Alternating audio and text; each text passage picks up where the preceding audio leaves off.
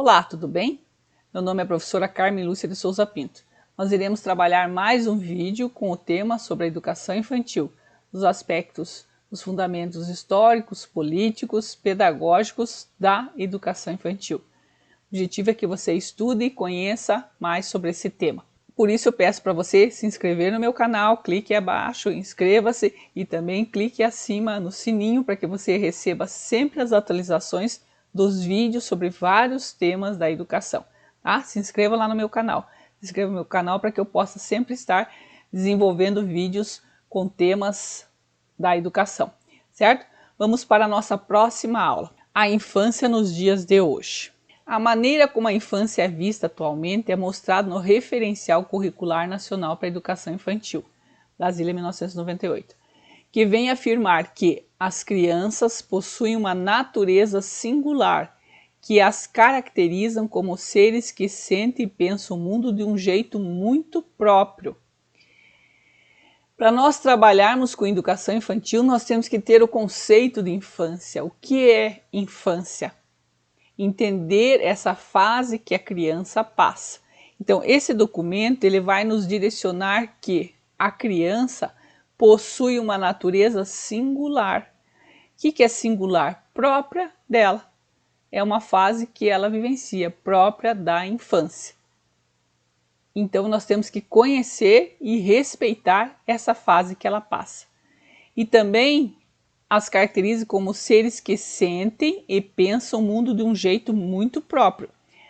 A criança ela percebe todo mundo à sua volta. Ela sente e vivencia esse mundo do seu jeito. Não é do nosso jeito. Não somos nós que vamos dizer para a criança como que ela deve sentir. Ela que vai experienciando, né? Ela vai tendo oportunidades de vivenciar esse mundo e vai formando os seus conceitos. Ela vai observando, vai interagindo, vai desenvolvendo e assim ela vai aprendendo. Então ela vai ter do seu jeito próprio. Não somos nós que iremos fazer com que a criança tenha os nossos conceitos. Ela não tem, ela vai formando os seus próprios conceitos. Como? Sozinha. Do seu jeito próprio, seu jeito singular. Ela experienciando, ela vai ter essa vivência e vai se construindo e vai se desenvolvendo. Por isso que é importante o adulto estar próximo, estar interagindo com essa criança, para que ela possa desenvolver. Então é muito importante, né? Eu sempre falo para as minhas alunas o seguinte, nós temos que nos preocupar tudo que nós passamos para as crianças. Elas estão sempre absorvendo, observando o que é falado, o que é feito. Muitas vezes não precisa nem falar.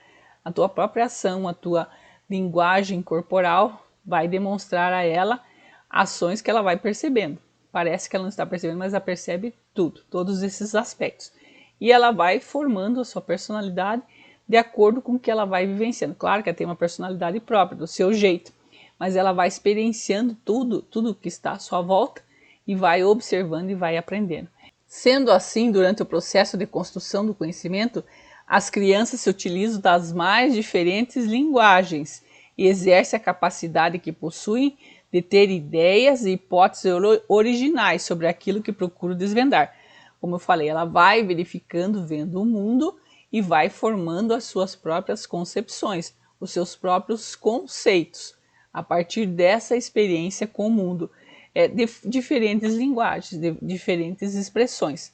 Ela vai percebendo, né, através da linguagem corporal, através da linguagem oral. Então, vários aspectos que ela vai interagindo, vai se comunicando com esse mundo à sua volta. Esse conhecimento constituído pelas crianças é fruto de um intenso trabalho de criação, significação e ressignificação.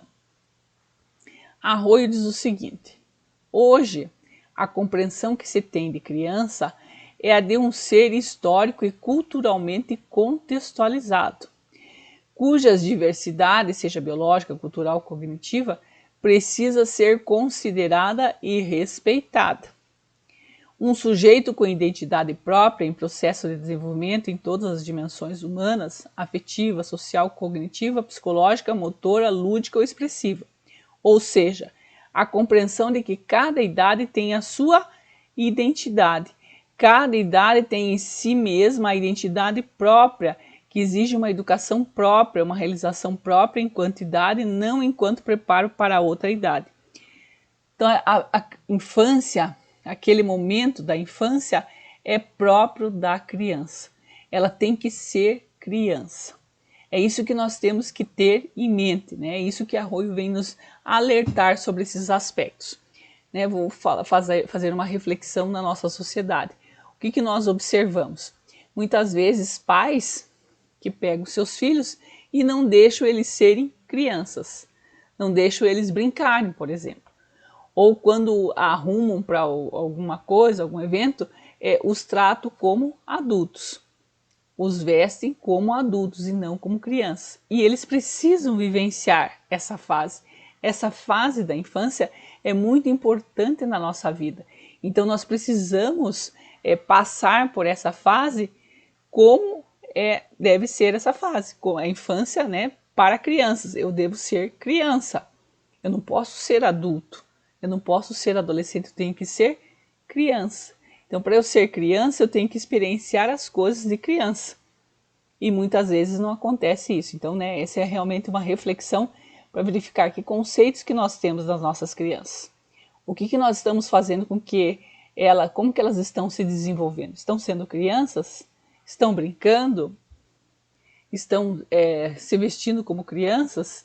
Estão participando do processo como crianças? Então, isso é para a gente refletir qual o conceito que nós temos de criança e o que nós estamos fazendo com as nossas crianças. Então, a partir do momento em que alcançou-se uma consciência sobre a importância das experiências da primeira infância, foram criadas várias políticas e programas que visassem promover e ampliar as condições necessárias para o exercício da cidadania das crianças, que por sua vez passaram a ocupar lugar de destaque na sociedade. A partir do momento que observou da importância da infância na vida do ser humano, nós precisamos cuidar da infância para que tenhamos pessoas melhores. Então começou a estudar, a se preocupar e a desenvolver programas, né, políticos para que pudesse atender melhor essas crianças nessa fase que elas passam. E que passa tão ligeiro, né, na nossa vida. A vida de cada um, todo mundo passou pela infância. Mas como que foi a sua infância? Quantos de nós talvez não teve uma infância, não brincou, não participou, não tem todos esses aspectos. A melhor reflexão a gente fazer é como que foi a minha infância. Observar, né? Como é que foi a infância de outras pessoas que estão à minha volta? Como é que está sendo a infância dos meus irmãos? O que é essa fase da infância?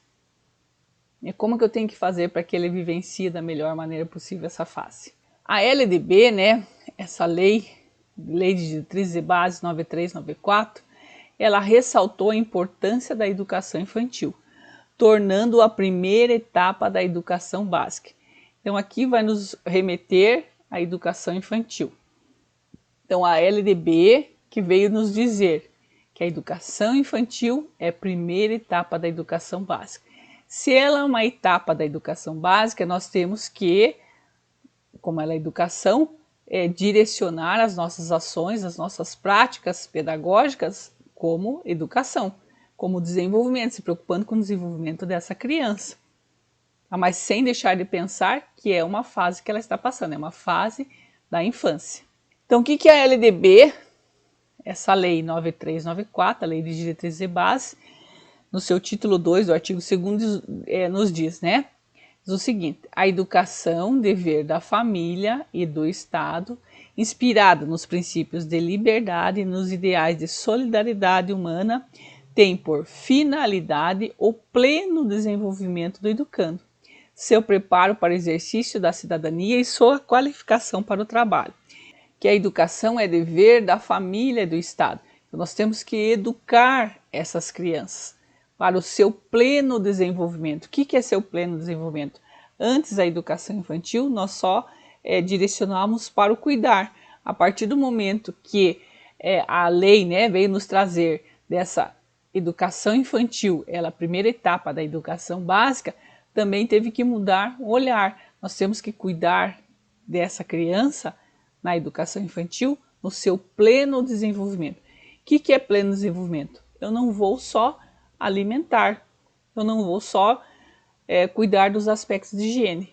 Eu vou cuidar dos aspectos sociais, afetivos, psicológico, cognitivo, todo o desenvolvimento, ao seu pleno desenvolvimento.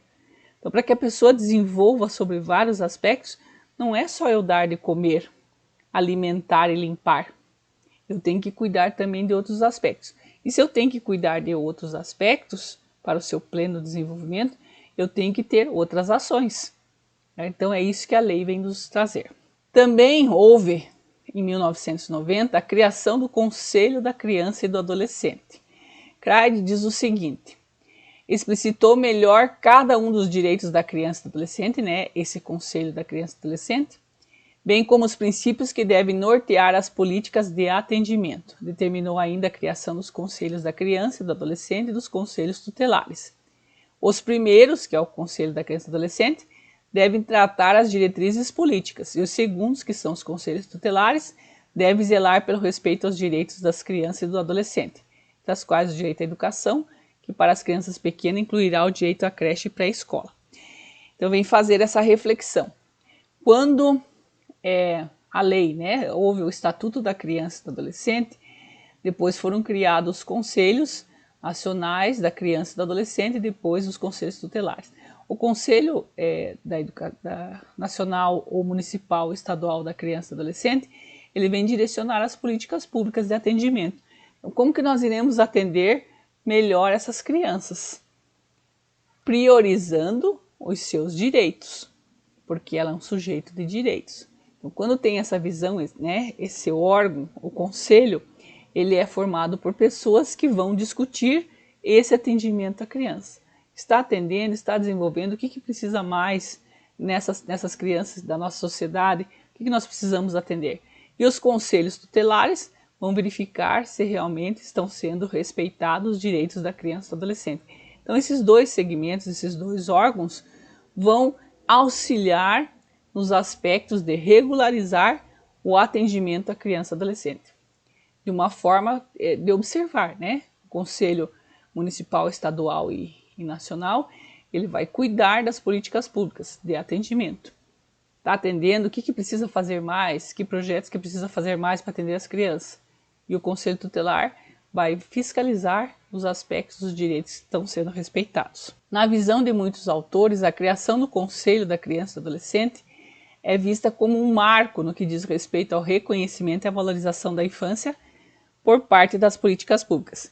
Então, criou-se um conselho para que se estudasse o atendimento a essas crianças. Esse conselho, ele vai, nacional, né, não é o conselho tutelar, é o conselho da criança e do adolescente.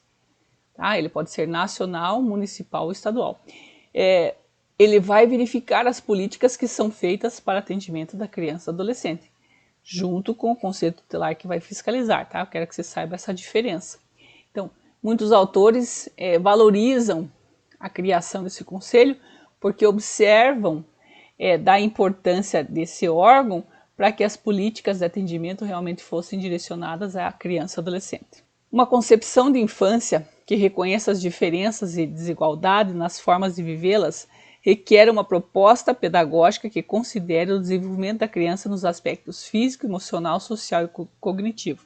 Se nós temos uma concepção de criança e adolescente, né, nesses processos do seu desenvolvimento, nós vamos fazer uma proposta pedagógica relacionada a isso, preocupando-se com esse desenvolvimento. O que é proposta pedagógica? É o trabalho que é desenvolvido dentro da escola, com essa preocupação para que a criança desenvolva melhor, para que a criança seja potencializada em suas características principais. Então, quando nós temos essa visão, as nossas ações, as nossas práticas pedagógicas são direcionadas a essa ação.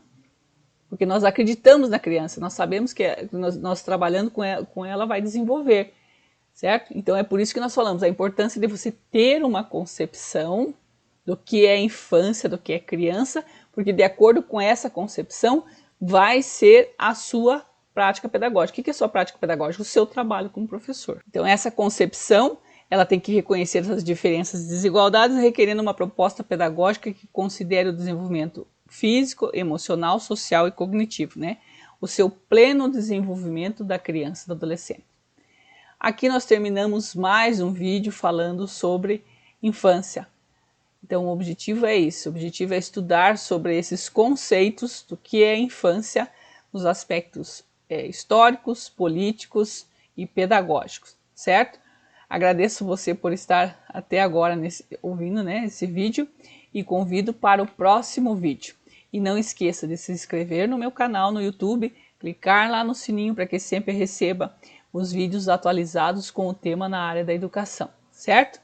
Muito obrigada e até o próximo vídeo.